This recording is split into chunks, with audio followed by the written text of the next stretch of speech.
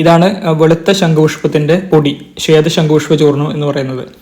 ഉറക്കമില്ലായ്മ, മാനസിക രോഗങ്ങൾ, ഒട്ടനവധി മാനസിക രോഗങ്ങൾക്ക് തനിച്ചും മറ്റ് കഷായങ്ങളുടെ കൂടെയൊക്കെ ചേർത്ത് ഉപയോഗിക്കുന്നൊരു ഔഷധമാണിത്. വർഷങ്ങളായി ആയുർവേദ ചികിത്സകർ ഉപയോഗിക്കുന്നതാണ്.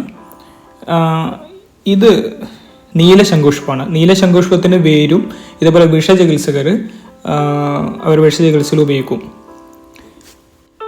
ഈയിടെയായി നീലശംഖുപുഷ്പത്തിൻ്റെ പൂവിട്ട് തിളപ്പിച്ച വെള്ളം വളരെ ഫേമസ് ആണ്. ബ്ലൂ ടീ എന്ന പേരിൽ അവൈലബിൾ ആണ്. അതുപോലെ അതിൻ്റെ പൂവ് ഇതൾ ഉണക്കി പൊടിച്ച പൊടി ആമസോണിലൊക്കെ ഉണ്ട്. പക്ഷെ ആയുർവേദ ഗ്രന്ഥങ്ങളിലൊന്നും ഇത്തരത്തിലുള്ള ഒരു ബ്ലൂ ടീയെ കുറിച്ചുള്ള പരാമർശങ്ങളില്ല എന്നുള്ളതാണ്. ഇതിനെന്തെങ്കിലും സൈഡ് എഫക്റ്റ് ഉണ്ടോ എന്നുള്ളതും എത്രമാത്രം പഠനങ്ങൾ ഇതിൽ നടന്നിട്ടുണ്ട് എന്നുള്ളതൊക്കെ അറിയേണ്ടതാണ്. എന്നാൽ വർഷങ്ങളായിട്ട് ആയുർവേദ ചികിത്സകർ നൂറ്റാണ്ടുകളായിട്ട് ഉപയോഗിക്കുന്നത് വെളുത്ത ശംഖുപുഷ്പത്തിൻ്റെ വേരാണ്, വേരിൻ്റെ പൊടിയാണ്.